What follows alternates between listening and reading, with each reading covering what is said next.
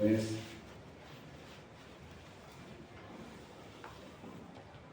vamos entonces a Marcos 9, del 14 al 23, 14 al 23.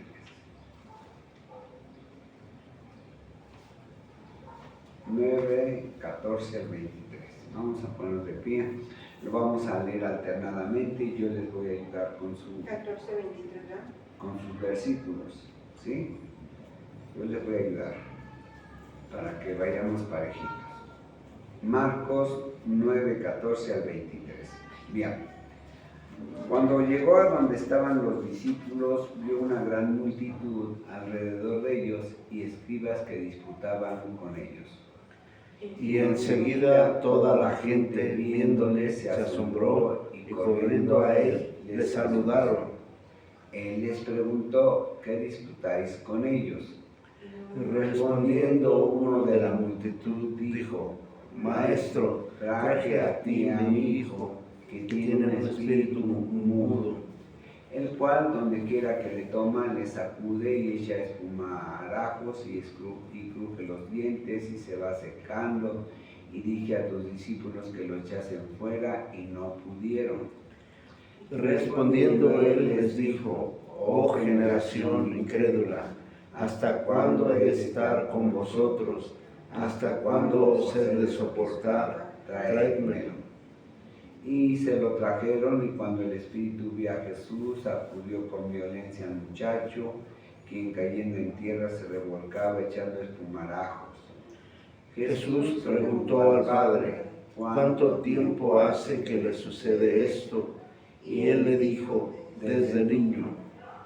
Y muchas veces le echa en el fuego y en el agua para matarle, pero si puedes hacer algo, ten misericordia de nosotros y ayúdanos. ¿Juntos? Jesús le dijo: si puedes creer, al que cree, todo le es posible. Padre, en esta tarde le rogamos y le pedimos que sea su bendito Espíritu Santo, Señor, dándonos palabra, entendimiento de la Escritura para edificar a su iglesia, a sus hijos, a su pueblo. Le rogamos, Señor, todo esto para gloria y honra suya, en el precioso nombre de Jesús. Amén. Nos vamos a sentar. ¿De qué trata esto? Dice el versículo 23, Jesús le dijo: si puedes creer, al que cree, todo le es posible. Pues habla de la fe. De la fe. Entonces, tema fe.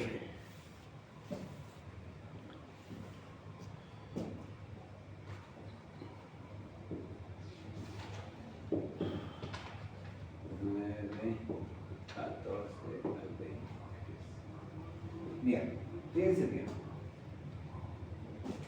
Nuestro Señor Jesús ya había estado con Pedro, Jacobo y Juan y les había mostrado toda su gloria. Sí, ciertamente no fueron los 12, pero sí 3, y nos dice aquí la Escritura que este hombre le dijo a sus discípulos. Seguramente se puede entender que estaban los 12 juntos y que ninguno de los discípulos pudo sacar el demonio de ese joven. ¿Por qué, mis hermanos? Pedro, Juan y Jacobo son los que más deberían de haber creído, porque vieron a Jesús con Elías y con Moisés. ¿Sí? O sea, no hay manera de que el hombre no crea cuando ve a Jesús. Pero es bien interesante esto, hermanos, porque nos muestra que muchos, viendo, no creen. Y muchos sin ver, creen. Lo que nuestro Señor Jesús está aquí mostrando es que los discípulos, los que tenían ¿qué? Intimidad con Él. Recordemos, los 12 habían tenido intimidad con el Señor, convivían con Él y caminaban con Él, y a veces se hospedaban en algún lugar, pero casi siempre lo hacían a plena luz de la noche.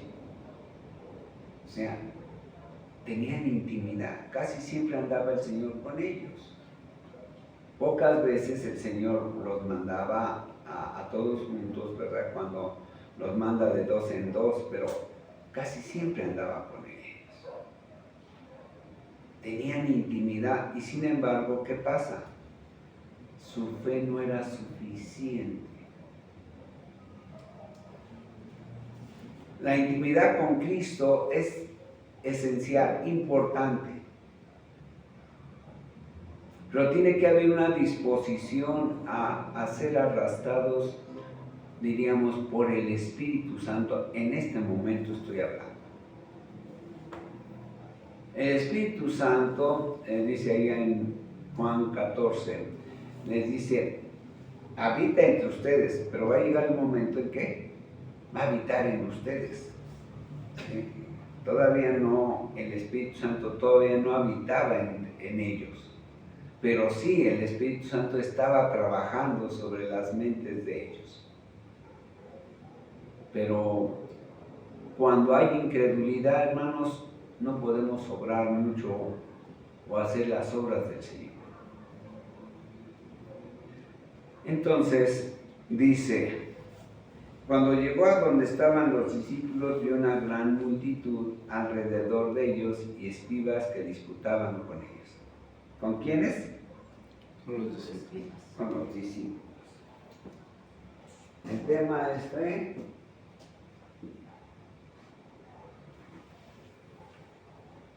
Tema.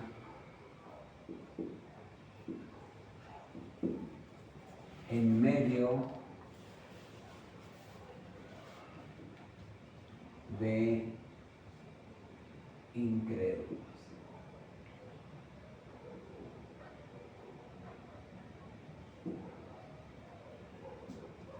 Ahí podemos incluir a los 12. Les faltaba fe. Ya tenían fe, pero les faltaba. La fe, hermanos, es gradual.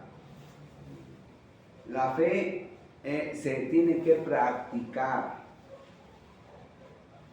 ¿Cómo? Confiando en Jesús. Cada momento de nuestra vida, después de haber conocido a nuestro Señor Jesús, nuestra fe puede subir o puede disminuir. ¿De qué depende? De que la ejercitemos, de que oremos, de que confiemos. Pero para eso tenemos que también ver de qué manera aumenta nuestra fe, pero cuando verdaderamente es necesario. Hay ocasiones en que lo que nosotros llamamos muestra de fe, en realidad estamos tentando al Señor. En la pandemia, el hermano Estanislao se recordará, estuvimos después de que las autoridades dijeron, bueno, pues hasta las iglesias van a tener que cerrar.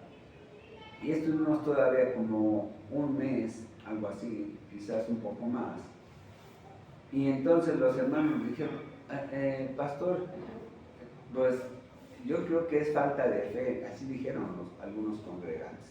Es falta de fe el que no vengamos, el Señor nos va a cuidar y ciertamente el Señor nos cuida.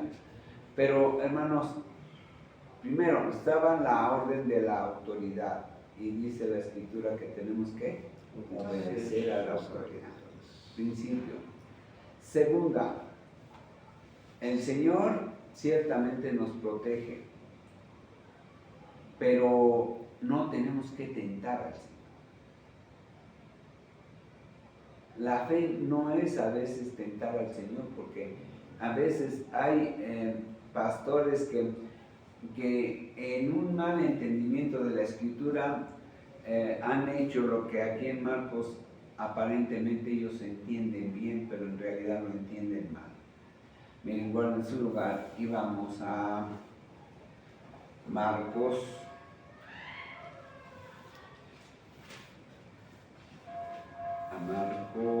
capítulo 16, versículo 17. Dice: y estas señales seguirán a los que creen. En mi nombre echarán fuera demonios, hablarán nuevas lenguas, tomarán en las manos serpientes, y si bebieren cosa mortífera no les hará daño. Sobre los enfermos pondrán sus manos y sanarán. Ahora, todo eso es una promesa de nuestro Señor Jesús, pero tenemos que ver verdaderamente qué es lo que está diciendo o cómo lo vamos a aplicar. Cuando dicen, en mi nombre echarán fuera demonios, sí. ¿Pero qué? Tienen que creer verdaderamente. Y como los apóstoles tenían esa facultad, nosotros ya no. Nosotros vamos a echar fuera demonios predicando el Evangelio. Cuando yo predico y llega un nuevo, ¿verdad? Uno que apenas ha predicado el Evangelio o que viene por causa de que lo invitaron y él escucha el Evangelio y se le predica acerca de la fe y de alguna manera espiritualmente estamos predicando el Evangelio, entonces los demonios van a salir. No es poder de nosotros, no es poder del pastor, no es poder del evangelista, es el poder de Dios. Miren, vamos a Romanos.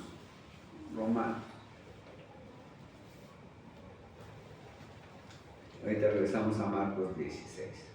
Romanos 1.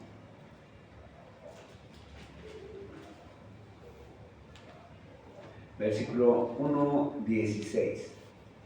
Romanos 1:16.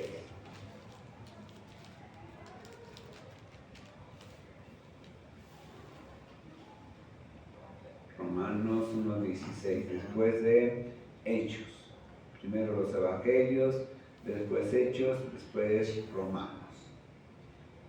¿Ya lo tenemos, hermanos? Romanos 1:16 dice: porque no me avergüenzo del Evangelio, porque es poder ¿de quién? De Dios para salvación. Para salvación a todo aquel que cree. ¿Ya lo vemos? El Evangelio no es poder de los pastores, no es poder del evangelista, es el poder de Dios obrando en el hombre para salvación. ¿Vamos viendo? Ahora vamos a regresar a Marcos 16. Dice: en mi nombre echarán fuera demonios. ¿De quiénes? De los que se les predique el Evangelio. ¿Y nos vamos a dar cuenta? No nos vamos a dar cuenta. ¿Cuándo nos vamos a dar cuenta? Cuando esta persona empiece a cambiar, empiece a ser restaurado y santificado, que su manera de vivir cambie, que hasta la expresión le cambie. Yo he conocido dos que digo, aquí está clarísimo que el Señor los salvó, que el Señor los transformó.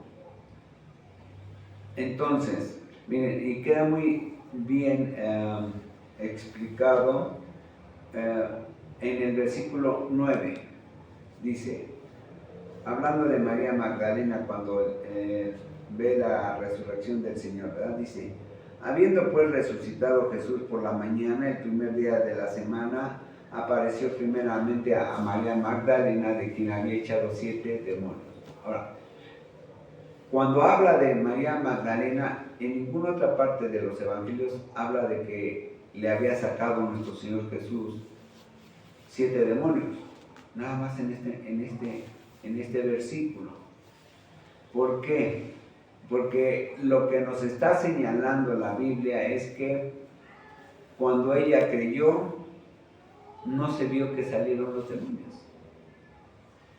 Simplemente salieron. El Señor le predicó el Evangelio y ella creyó. Sí, vamos a entender. Amén.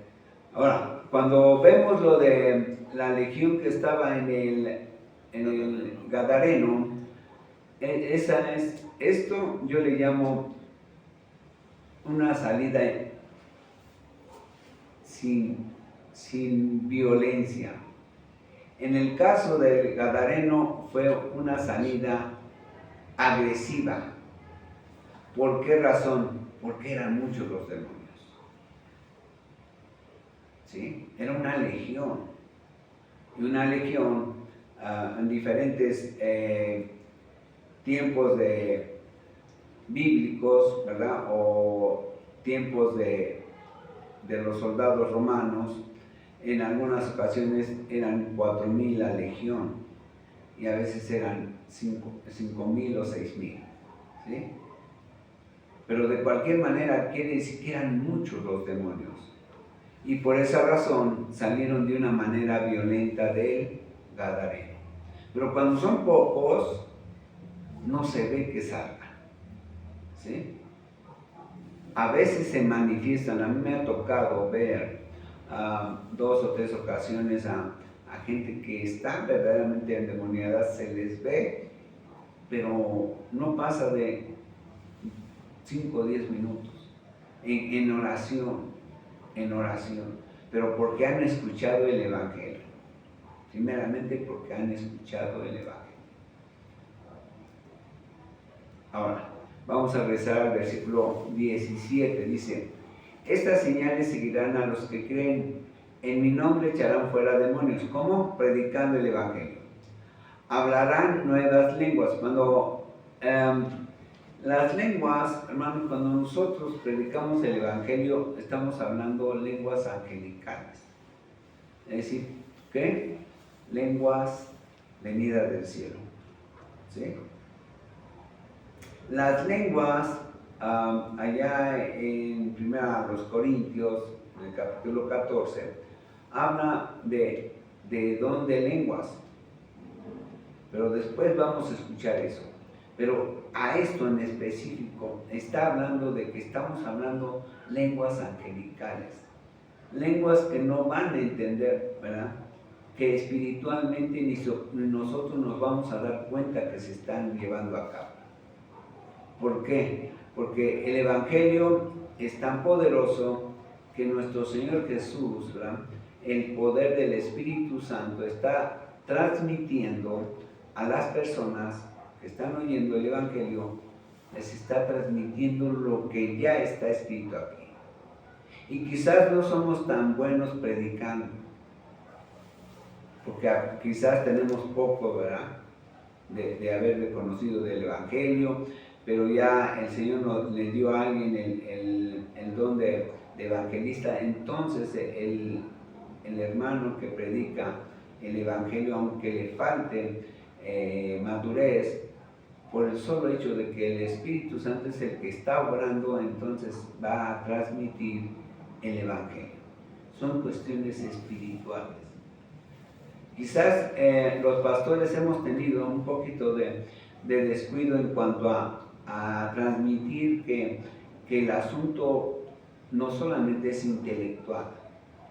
Es decir, quizás la persona no entienda intelectualmente que es el mensaje de la salvación, el mensaje del Evangelio, porque lo estamos tratando en 5, 6, 7, 8, 10 minutos o 15, pero ya el poder del Espíritu Santo ya obró en él y en ese momento fue salvo.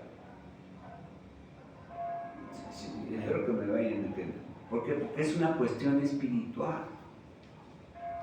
Miren, vamos rápidamente a Juan. Esto es profundo, hermanos, y yo sé que deberíamos de tener un poco más de espacio y de tiempo para ver todas estas cosas, pero es muy claro aquí en Juan acerca de lo que el Señor está diciendo. Vean Juan 5. Él está hablando con gentes incrédulas, hermanos. Está hablando con judíos que no han creído. Entre los que están con él, obviamente, sí hay quienes creen, pero hay otros que no creen. Pero vean qué les dice. Versículo 21. Porque como el Padre levanta a los muertos y les da vida, así también el Hijo a los que quiere da vida. Ahora, este mensaje quizás lo está recibiendo alguien que es por la primera vez que está oyendo algo de la Biblia. Que llega por primera vez a una iglesia, o quizás el hermano que le va a predicar empieza por esta parte de la Biblia a predicarle el Evangelio. Y que apenas ese primer versículo que oye, que se le está comunicando de la Biblia. Estoy pensando eso. Y luego dice, porque como el Padre levanta a los muertos y les da vida, así también el Hijo a los que quiere da vida. Y quizás esa persona intelectualmente no lo va a entender. Pero vean qué pasa en el segundo versículo 22. Porque el Padre a nadie juzga, sino que todo el juicio dio al Hijo. Ahora, todo esto, hermanos, es para una persona que ya tiene tiempo en el Evangelio. O sea, para que lo comprenda intelectualmente tarda un poquito. Pero si alguien llega y no lo ha oído más que por primera vez, el poder de la palabra del Señor va a actuar si el Señor lo permite. Aunque no lo entienda intelectualmente, basta con que su espíritu sí lo escuche. Vean qué dice. Versículo 23. En el 22 dice que el Padre a nadie juzga, sino que todo el juicio dio a su Hijo, a Jesús. Para que todos honren al Hijo como honran al Padre. El que no honra al Hijo, no honra al Padre que le envió. De cierto os digo, el que oye mi palabra y cree al que me envió, tiene vida eterna. Dice, el que oye mi palabra y crea al Padre, que es el que envió a nuestro Señor Jesucristo, ¿tiene qué? Vida eterna. ¿Y cuántos versículos llevamos? Apenas 3. Y luego dice, y no vendrá condenación, mas ha pasado de muerte a vida. O sea, apenas 3 versículos, y si la gente, si la persona, si el Señor tuvo misericordia y lo pone en el corazón, en el espíritu de esa persona, no en su cerebro, en el espíritu. ¿Por qué? Porque dice, el que oye mi palabra y crea que me envió tiene vida eterna y no vendrá condenación, mas ha pasado de muerte a vida. ¿Qué quiere decir esto? Que esa persona estaba muerta, ¿qué? Espiritualmente. Espiritualmente.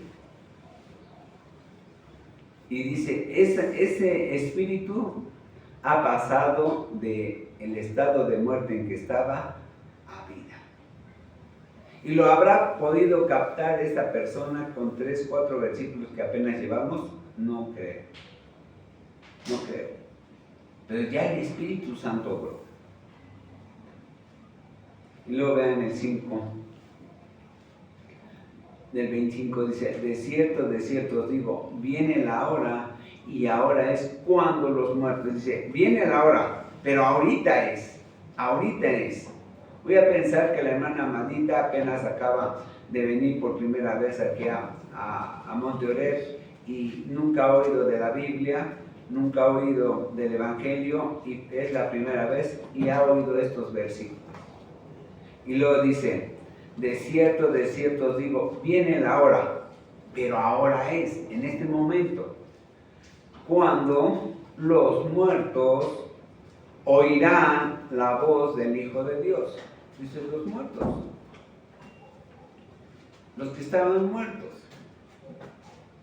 O sea, cuando yo estoy predicando el Evangelio, yo no estoy predicando de mí mismo, ni de mis promesas, ni de mis palabras. Estoy predicando la palabra, pero es la palabra del Señor, no es mi palabra. ¿Y cómo es que entonces el espíritu muerto va a oír? ¿Por mi poder? No, por el poder de la palabra. La palabra tiene ese poder de Dios.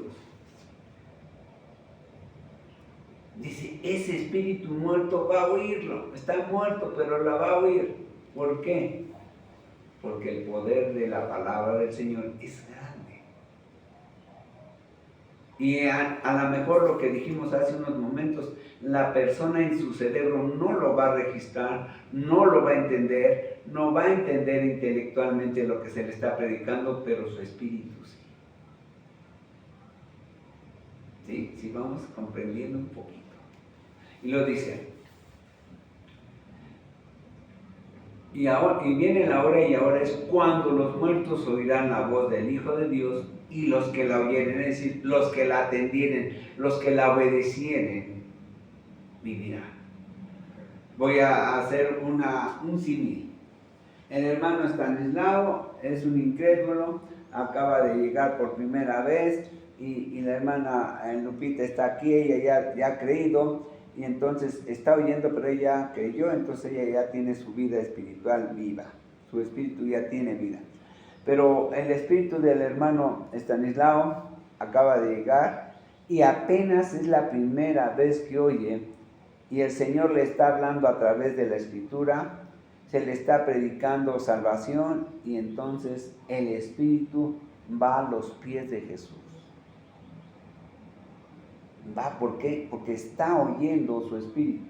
Él no lo está registrando en su cabeza, ni en su cerebro, ni en su memoria, ni nada material. Porque la palabra del Señor es espíritu. Y entonces, ¿qué sucede? Va a pasar la salvación sin que él siquiera se dé cuenta. No se va a dar cuenta. ¿Cuándo se va a dar cuenta? Cuando dice la Escritura que son los que tienen hambre y sed de justicia. ¿Qué es tener hambre y sed de justicia? Es tener una necesidad de obedecer a Dios. Sí, eso es tener hambre y sed de justicia. Bien, entonces, la predicación del Evangelio, hermanos, no depende del pastor. Depende del poder de la palabra.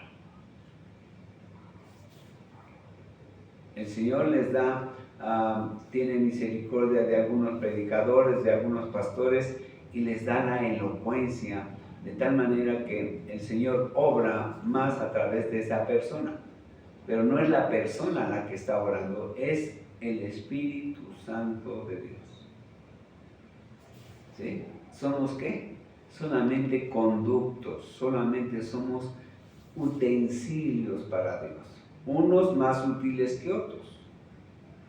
Pero hagan de cuenta que somos esto,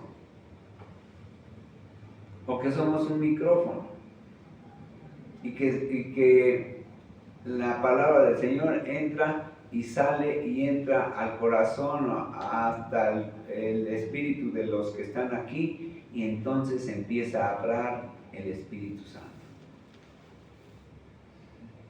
Está complicado que lo registre, pero yo espero que su espíritu sí lo entienda. Bien, entonces vamos a regresar a Marcos 16. Vamos a terminar esa parte de Marcos 16. Entonces, decía yo que hay pastores que entienden mal estos dos versículos de Marcos 16, 17 y 18, ¿verdad? Dice que estos hablarán nuevas lenguas, sí, nuevas lenguas. ¿Y son lenguas qué? Angelicales. En 18, tomarán en las manos serpientes, y si bebieren cosa mortífera no les hará daño. Es decir, si bebieren veneno no les va a hacer daño. Algunos pastores ya han intentado demostrar que esto es literal, el 18. Y entonces mandan a traer una víbora venenosa y le dicen a la iglesia, miren, vean cómo no me va a pasar nada.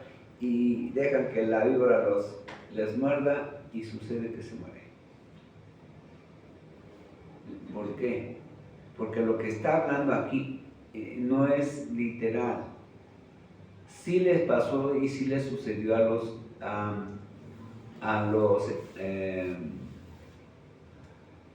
los apóstoles, pero no es para todos. Esto es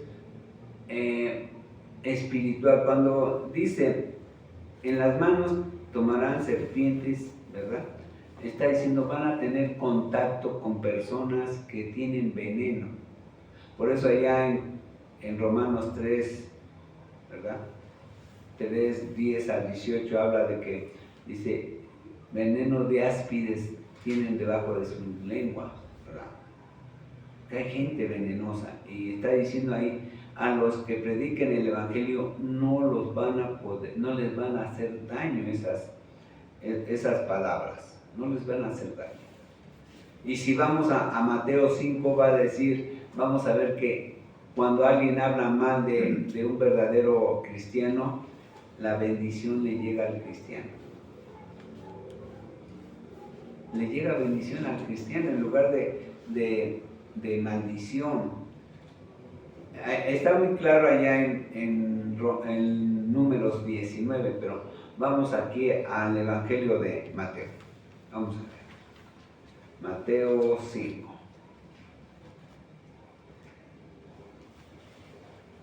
Por eso cuando alguien habla mal de mí, échale más, chiquito. Échale más. Vean 5:10 de Mateo. Dice, bienaventurados los que padecen persecución por causa de la justicia, porque de ellos es el reino de los cielos. Bienaventurados sois cuando por mi causa os vituperen, es decir, os ofendan, ¿verdad? Y os persigan y digan toda clase de mal contra vosotros mintiendo. Gozaos y alegraos, porque ya vuestro galardón es grande en los cielos. Pero vean en la primera parte del 11, dice, bienaventurados son, ¿cuándo? Cuando los ofendan. Van a ser cuando lo que dicen es mentira. ¿Sí? Es bendición para nosotros cuando nos ofenden con mentiras. Así que, si quieren bendecirme,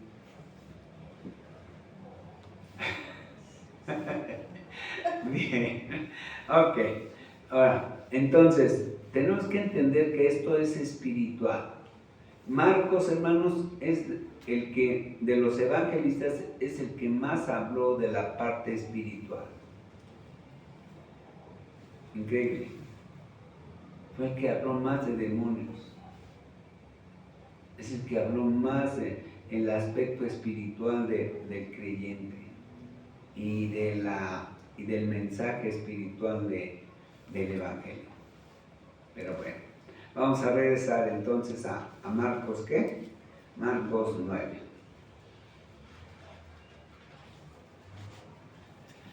Entonces, dice la Escritura que nuestro Señor Jesús estaba rodeado de mucha gente incrédula y gente que sí creía.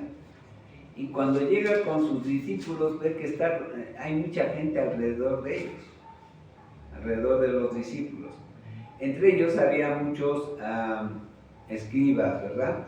Que discutían con los discípulos del Señor. ¿Por qué? Miren, hermanos, los escribas conocían bien la Escritura y sabían también de los demonios, sabían bien las maquinaciones del enemigo.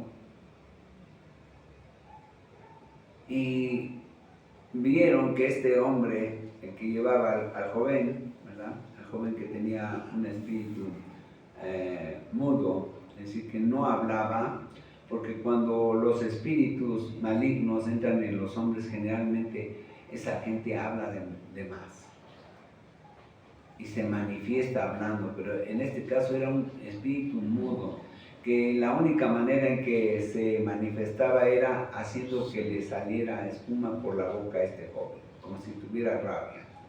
Pero ¿qué más hacían? Hacía que se cayera en donde había lumbre. Sí. En donde había lumbre, donde, vean qué dice, vean el versículo 22, dice, muchas veces le echan el fuego y en el agua para matar, dice, también lo quiere ahogar. Ese espíritu era malvado, ¿verdad? No hablaba, pero cómo actuaba. Así yo quisiera que hubiera muchos pastores y muchos cristianos que no hablen, pero que actúen. Y muchos que hablen, pero del Evangelio. Que prediquen el Evangelio.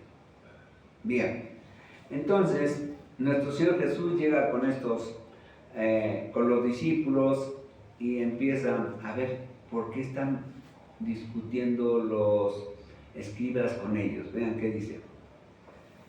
Versículo 15. Y enseguida toda la gente viendo a Jesús se asombró y corriendo a él le saludaron. Él les preguntó, ¿qué disputáis con mis discípulos? Y respondiendo uno de la multitud dijo, Maestro, traje a ti mi hijo que tiene un espíritu mudo. Ahora, miren, los escribas conocían la escritura y sabían que era con oración y ayuno como deberían de salir los demonios, pero principalmente con fe, principalmente por fe. ¿Por fe en qué? En Dios. Los escribas sabían esto y seguramente estaban viendo, ¿verdad?, que los discípulos de Jesús no podían sacar el demonio de este joven. Y entonces los increpaban, ¿verdad? Decían, no, ustedes seguramente les decían, ustedes no tienen fe, ustedes no saben nada de la Escritura, nosotros sí. ¿Por qué? Porque estaban celosos.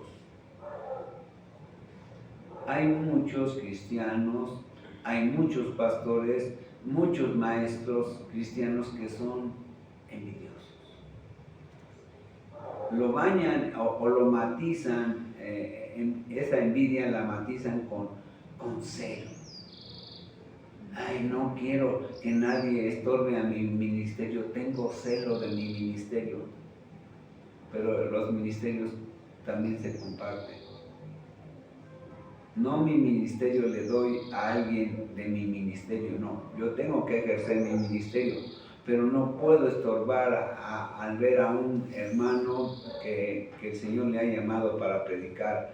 No puedo estorbarle a un hermano que le ha llamado para pastor o para maestro o para evangelista. Eso no es mi labor. Pero hay pastores que se sienten agredidos porque alguien de la congregación muestra esa capacidad, ese don de parte del Señor.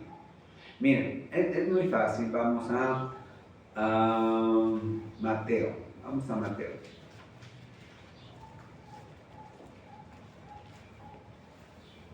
Mateo 3.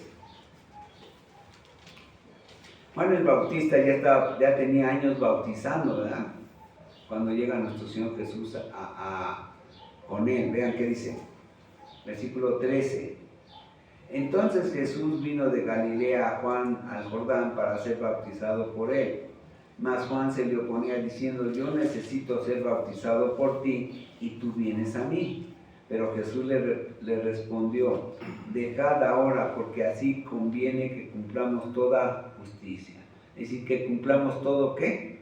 Todo lo que ha establecido el Padre. El que tenía el ministerio de bautizar, ¿quién era? Juan. Y nuestro Señor sabía eso. Y Él dice, yo me tengo que someter a ello. Yo tengo que obedecer antes de ser bautizado. Y ya bautizado, con mayor razón, obedecer. Sí, vamos entendiendo. Entonces le dice el Señor, no, tú eres el del ministerio, bautízame. Porque eso es lo que Dios estableció, lo que el Padre ha establecido. Y Jesús, después de que fue bautizado, subió del agua y aquí los cielos le fueron abiertos y vio al Espíritu de Dios que descendía como paloma y venía sobre él. Y hubo una voz de los cielos que decía, este es mi Hijo amado en que tengo complacencia, ¿verdad? Ahora sí, ¿verdad?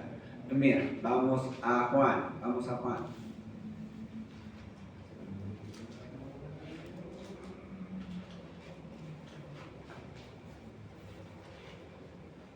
Juan.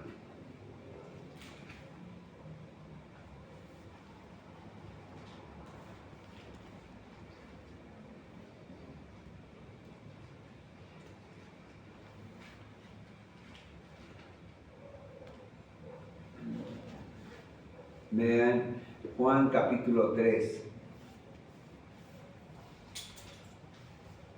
versículo 25.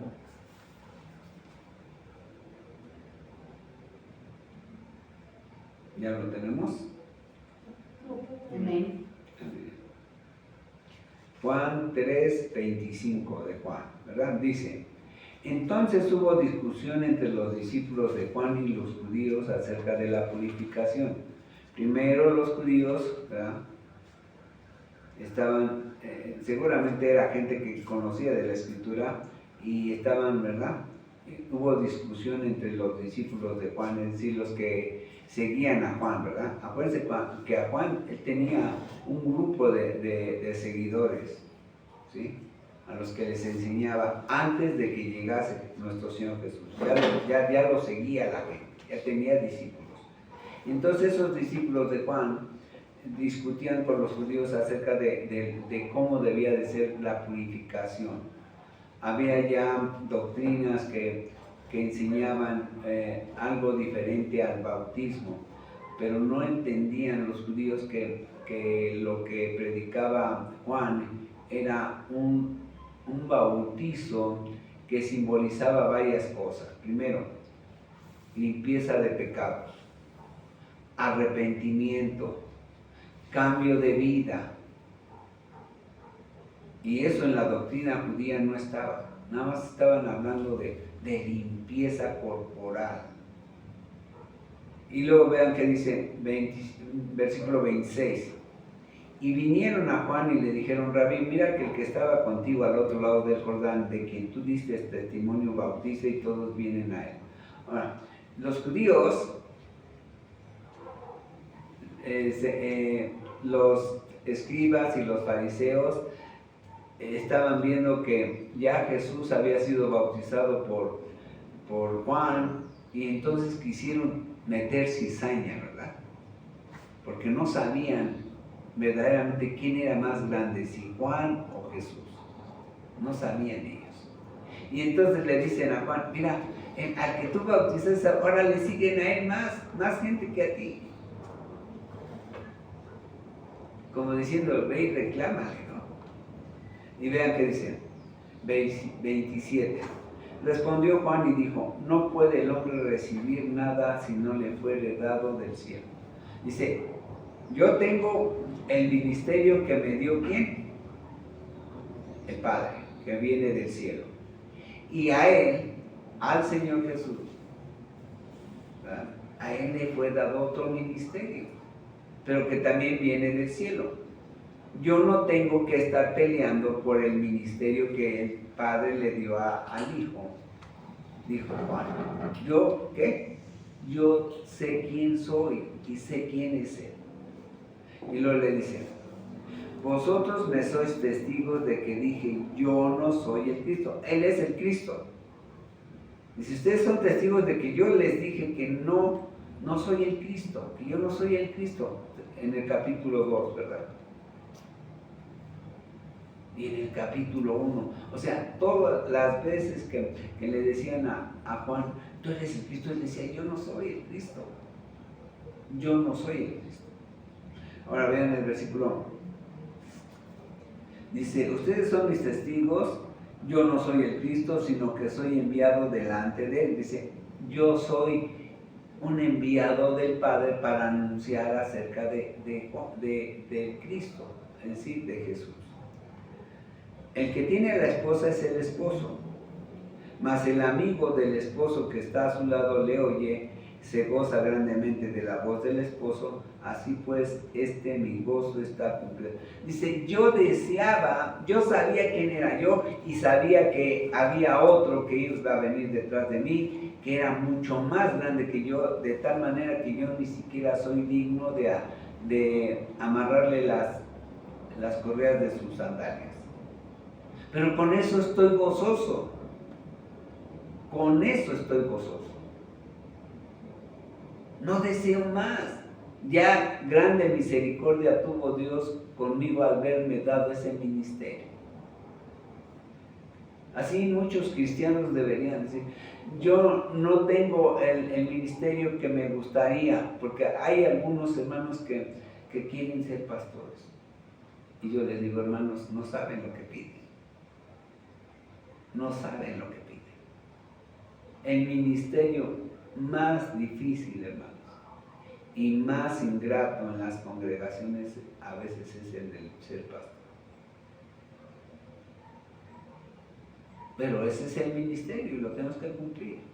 Y tenemos que estar gozosos porque somos pastores. Pero no por ser pastores, sino porque el Señor ha tenido, ¿qué? Misericordia de nosotros. ¿Bien? Entonces les dice Juan el Bautista a la multitud que está por ellos, los fariseos y los escribas, y le dice, el que tiene la esposa es el esposo más el amigo del esposo, que yo soy, diría Juan, que está a su lado, le oye y se goza grandemente de la voz del esposo. Así pues, mi gozo está cumplido. Yo lo deseaba, dice Juan. Predicó quizás 10, 15 años antes que Jesús. Quizás 7, no lo sé, no sabemos cuántos años.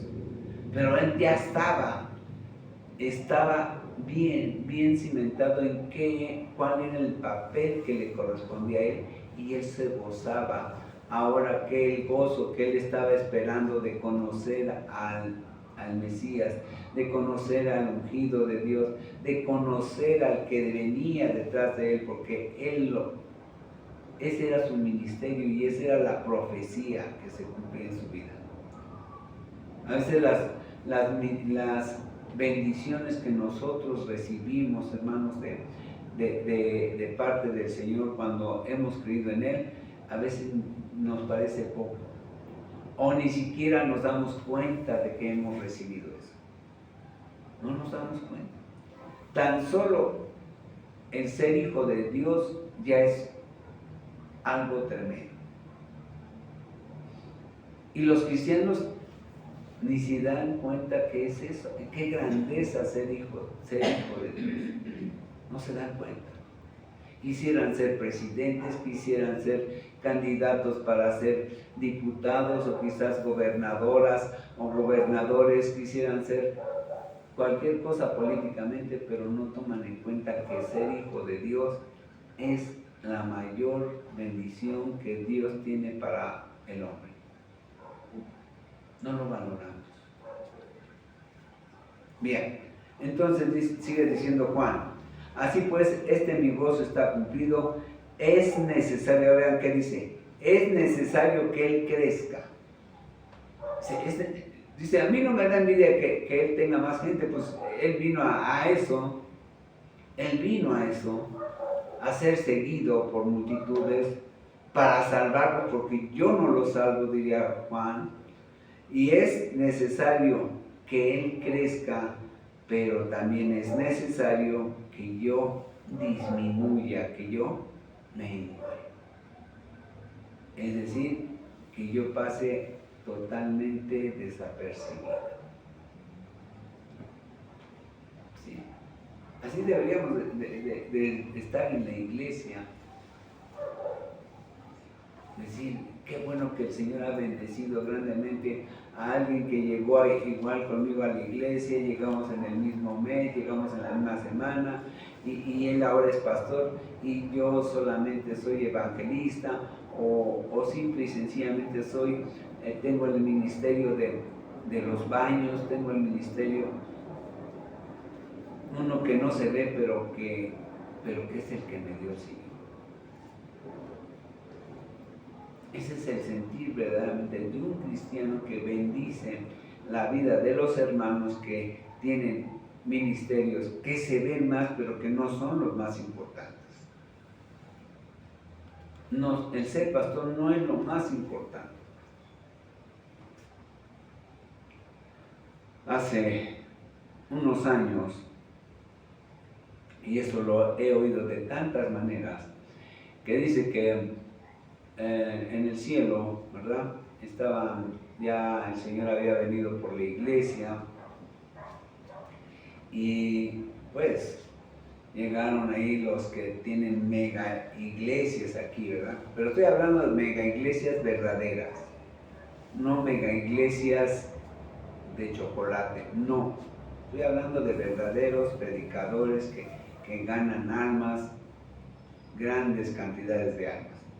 Y entonces llegan todos y se forman alrededor del Señor para los galardones, ¿verdad? Y había ahí como 10 candidatos a los galardones más grandes.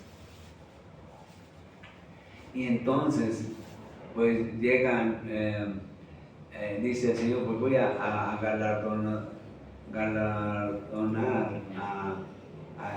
a los 10 más grandes que fueron en el mundo, que fueron de los mayores que hicieron méritos para estos grandes galardones. Y entonces, unos dicen, no, pues seguramente es este pastor, y otros, y se dividían las opiniones, ¿verdad? Pues eran millones de los cristianos que estaban allá. Y entonces decían unos, pues no, el pastor Pedro, el pastor Joaquín, y bueno, todos. Y cuando de repente el galardón más grande se lo dan a una mujer. A una mujer que dicen, bueno, pues nadie la conoce, no hay pastoras, entonces esta no es pastora. ¿Cómo es que el Señor le va a dar el galardón más grande a esta mujer?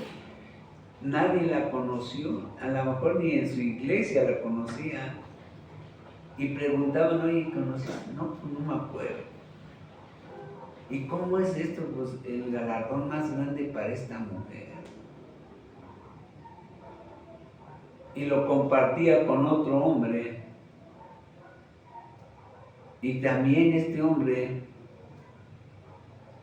nadie lo conoció, nadie sabía sabía que hubiera sido pastor. Y entonces dicen, bueno, ¿cómo es posible que estos dos, que ni en su casa los conocían quizás, resulta que el Señor les va a dar el más grande galardón? Y entonces el Señor llama a uno de los pastores que más almas habían ganado. Y le dice el pastor al Señor, Señor, pues yo no merezco el galardón. Dice, no, no te lo voy a dar a ti. Se lo voy a dar a esta mujer y a este hombre, porque son los que estaban orando.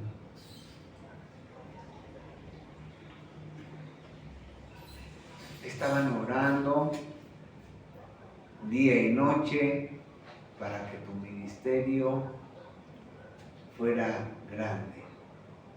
Estaban orando todos los días de su vida. No estaban pidiendo nada para ellos. No estaban pidiendo ni siquiera para sus familias. No estaban pidiendo para ellos. Estaban pidiendo para tu ministerio. Así que ellos son los que merecen el galardo.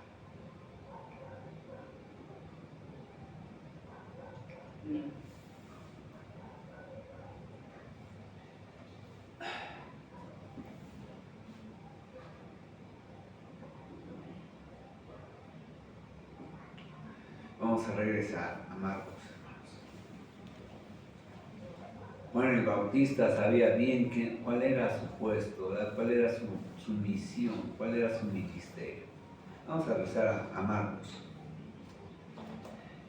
Al versículo 17, 9-17 de Marcos, dice: y respondiendo uno de la multitud, dijo: Maestro, traje a ti mi hijo que tiene un espíritu mudo, el cual donde quiera que le toma, le sacude y echa espumarajos y cruje los dientes y se va secando.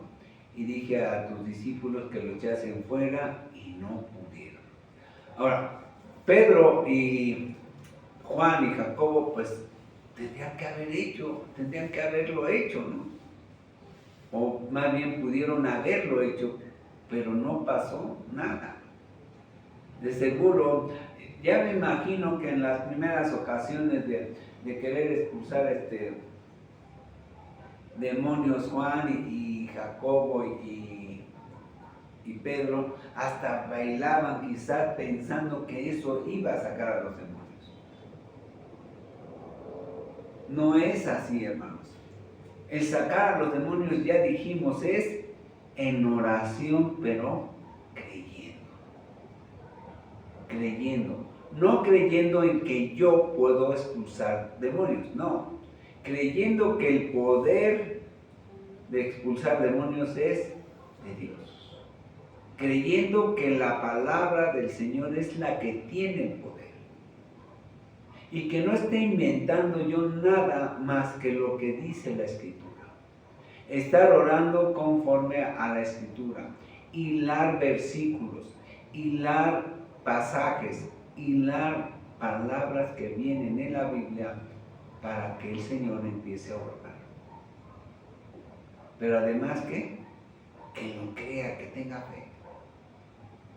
Una persona que está endemoniada podrá creer. Claro que no. Por eso está así. Pero la Escritura aquí en Marcos, ya lo vimos en las pasadas enseñanzas, que cuando los jóvenes que estaban bajando a un hombre que iba en una camilla, lo están bajando por el techo, ¿verdad? Y lo ponen delante de nuestro Señor Jesús, y por la fe, dice nuestro Señor Jesús, por la fe de ustedes, este sanado. Entonces, la fe de este hombre, la del Padre, era en Jesús. Quizás estaba creyendo que los discípulos podían hacerlo y deberían de haberlo hecho, pero no tuvieron la fe suficiente. Entonces, le dice nuestro Señor Jesús, ¿qué es lo que ha pasado? Y este hombre dice, pues te lo traje a tus discípulos y no pudieron, ahora te lo traigo a ti. Cuando nuestro Señor Jesús escucha lo que le pasaba a este joven, ¿verdad? Dice, oh generación incrédula, ¿hasta cuándo he de estar con vosotros? Estaba refiriéndose no solamente a la multitud que estaba alrededor de él, principalmente a ¿quiénes? A los discípulos. Y principalmente a ¿quién? A Pedro, a Jacobo y a Juan, porque ellos habían visto ¿qué? La transfiguración. Dice, ni eso les bastó, ni eso les ha aumentado un poquito la fe. Cuando nuestro Señor Jesús les dice a los discípulos, si tuvieran la fe del tamaño de una, no de un grano, sino de la semilla de mostaza, ¿verdad? Dice, le dirían al monte, muévete y se movería. Lo está diciendo literal, hermanos. Lo está diciendo literal. O sea, si en verdad tuvieran los discípulos en ese momento la fe de ese tamaño, se movería el monte. Pero no llegamos a tanto, ¿verdad? Y entonces les dice nuestro Señor Jesús, ¿hasta cuándo voy a estar con ustedes? Si fuera en un proceso normal de fe, dice el Señor, yo creo que tendría que estar con ustedes hasta el 2026. Porque no está así, ¿no? Es como vemos, hermanos, el poder del Espíritu Santo. ¿Por qué? Porque en un estado natural, el hombre no puede tener fe. En un estado natural, en un estado caído, el hombre no puede tener fe. Por eso es necesario que la fe salvadora la dé ¿quién? El Padre, el Espíritu Santo. Esa fe la tiene que dar Dios, porque de otra manera no podríamos ser salvos. Miren, vamos rápidamente a Efesios.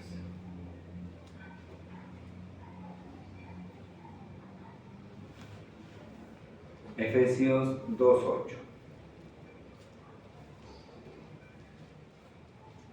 ¿Ya lo tenemos? Efesios 2:8 dice, porque por gracia sois salvos. Dice, por un regalo inmerecido son ¿qué? Salvos. ¿Por medio de qué? Por medio de la fe, ¿sí? Por medio de la fe, por medio de creer. Y esto, la fe, no es de ustedes, sino que es don de Dios, es decir, un regalo de Dios. La verdadera fe en Jesús, la verdadera fe salvadora, la que salva al hombre, viene de Dios. No podemos creer. Nuestra naturaleza pecaminosa nos impide creer en un Dios sumamente santo. Entonces necesitamos en todo momento, de parte de Dios, la fe para ser salvos. Y esa se llama fe salvadora. Bien. Versículo 9-19 de Marcos. Le dice nuestro Señor Jesús, ¿hasta cuándo he de estar con vosotros? ¿Hasta cuándo los he de soportar? A ver, tráemelo, le dice al Padre, ¿verdad? Y se lo trajeron, y cuando el Espíritu vio a Jesús, sacudió con violencia al muchacho, quien cayendo en tierra se revolcaba, echando espumarajos. Jesús preguntó al Padre, ¿cuánto tiempo hace que le sucede esto? Y él dijo, desde niño. Fíjense bien, también a niños los chamucos se les meten. ¿Por qué? Primero, porque de niños pueden haber abierto puertas. Esto es para los papás que tienen hijos chiquitos y que los dejan ver en la televisión lo que quieran y los dejan horas y horas y les permiten entrar a cualquier parte de las redes sociales y les compran su celular y no saben lo que hacen los niños. Pero aparte, porque también los niños pueden traer chamucos, hermanos. Miren, cuando yo estoy predicando a gente nueva, ¿verdad? A gente que me encuentro en la calle o que llegan al negocio y yo les empiezo a predicar el Evangelio y llevan niños, el primero que se inquieta es el niño. Yo tengo que orar antes para que el Espíritu Santo empiece a orar sobre ese niño, para que no interrumpa el mensaje de la salvación, el mensaje del Evangelio. Y en serio, hermanos, y los niños empiezan a inquietar y empiezan a buscar pretextos, o al otro se los da para que empiecen a distraer a los padres que están recibiendo el mensaje. Por eso oren cuando se encuentren a gente así que lleva un niño o dos. Si con uno es difícil, con dos imagínense. Entonces tenemos que ser muy inteligentes y entender que el otro también trabaja sobre los niños. Dice, Jesús preguntó al Padre, ¿cuánto tiempo hace que le sucede esto? Y él dijo, desde niño. Y muchas veces le echan el fuego y en el agua para matarle, pero si puedes hacer algo, ten misericordia de nosotros y ayúdanos. Ahora, miren, este demonio quería matar al joven. ¿Destruirlo para qué? Para que no fuese salvo. Pero cuando el Señor dice, este es para mí, ni el chamuco mismo, ni Satanás mismo se puede oponer a la voluntad del Señor. Es el poder de Dios, la misericordia de Dios, lo que determina que el hombre sea salvo. Bien. E inmediatamente el padre del muchacho clamó y dijo, creo, ayuda a mi incredulidad. Le está diciendo, no le está diciendo ayuda a mi incredulidad, no, está diciendo ayuda a quitarme esa incredulidad. Y cuando Jesús vio que la multitud se agolpaba, reprendió al espíritu inmundo, diciéndole, espíritu mudo y sordo, yo te mando, sal de él y no entres más, no vuelvas a entrar, ¿qué? Más en él. Te ordeno eso. ¿Por qué, mis hermanos? Porque un demonio puede regresar. En las iglesias que dicen, vamos a hacer un culto de liberación, y cada semana hacen cultos de liberación en algunas iglesias. La liberación viene por la palabra, la exposición del evangelio, pero el verdadero evangelio. No el de a mentiritas, no el que inventan a veces los pastores. No. El evangelio es el del poder de liberar. En esas iglesias hacen cada semana cultos de liberación y lo curioso, siempre son las mismas personas las que se acercan para ser liberadas. O sea, expulsan a los chamucos y vuelven a regresar. ¿Por qué? Porque no han creído verdaderamente. Porque no han creído y solamente el poder de la palabra los expulsa, pero vuelve otra vez. Miren, vamos rápidamente a Mateo. Mateo 12. Y con esto terminamos. Mateo 12, versículo 43. Mateo 12, 43. Dice, cuando el espíritu inmundo sale del hombre, anda por lugares secos buscando reposo y no lo halla. Entonces dice, volveré a mi casa de donde salí, y cuando llega la halla desocupada, barrida y adornada. Dice, el espíritu inmundo salió, ¿por qué? Porque se le predicó el evangelio, ¿verdad? Y sale y se va por otros lados. Pero entonces dice, volveré a mi casa de donde salí. La casa a la que se refiere ahí es el cuerpo de esa persona, de donde salió. Y dice, y cuando llega la halla desocupada y barrida y adornada. Es decir, la halla limpia, ¿verdad? Que ya la limpió el Señor por la pura palabra. Dice allá en Juan 15 que la palabra limpia, ¿verdad? Pero el hombre, ese hombre dice que fue limpiado por la palabra, pero ¿qué sucede? No entró Jesús. No entró el Espíritu Santo. Es decir, la palabra hizo su efecto, pero no entró Jesús, no lo creyó el hombre.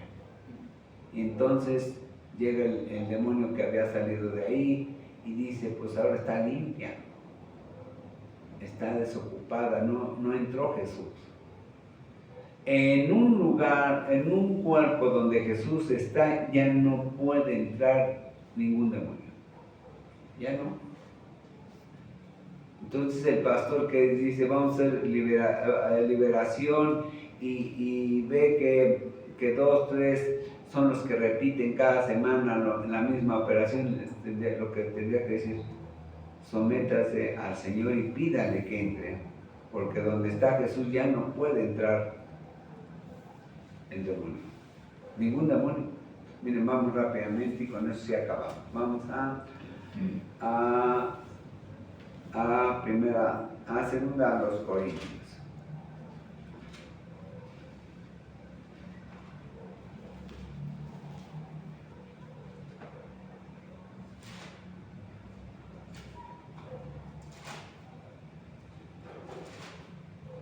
Pues aquí. Segunda a los Corintios, capítulo 6.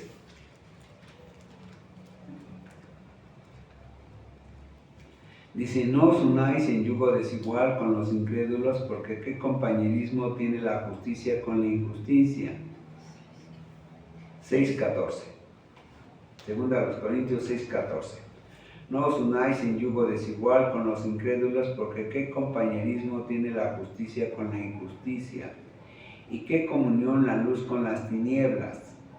¿Y qué concordia Cristo con Belial? ¿O qué parte el creyente con el incrédulo? ¿Y qué acuerdo hay entre el templo de Dios y los ídolos? Porque vosotros sois templo del Dios viviente, como Dios dijo, habitaré y andaré entre ellos y seré su Dios y ellos serán mi pueblo. Dice, no, ya no pueden. Imagínense que un salvo tenga a Jesús allá y que pueda entrar un demonio, pues no puede. No puede, simplemente no puede. O está Jesús, o está un demonio. O está el Espíritu Santo, o está un demonio. No puede. Entonces, ¿qué tendría que hacer este pastor? A ver, si estudia la Escritura, a ver, hermano, a ver, vengan para acá, ustedes repiten qué es lo que está pasando. No han creído. Y entonces sí, empezar a preocuparse por ellos y ver de qué manera, ¿verdad?, pueden orar la misma iglesia para que esos que están repitiendo cada semana liberación, crean verdaderamente. Bien, vamos a ponernos de pie. Sí, Padre, en esta tarde le rogamos y le pedimos, Señor, que su bendito Espíritu Santo trabaje sobre todos y cada uno de mis hermanos que están congregados en Monte Oreb. Que su bendito Espíritu Santo trabaje, Señor, para que no creamos, Señor, cosas que no vienen en su palabra, sino que sea su bendito Espíritu Santo dándonos palabra y entendimiento de lo que su palabra dice y enseña, y que siempre, Señor, sea su palabra la que nos dirija, porque es la regla de fe y de conducta del cristiano. Le rogamos y le pedimos, Señor, todo esto para su gloria y honra, y se lo pedimos en el precioso nombre de Jesús. Amén.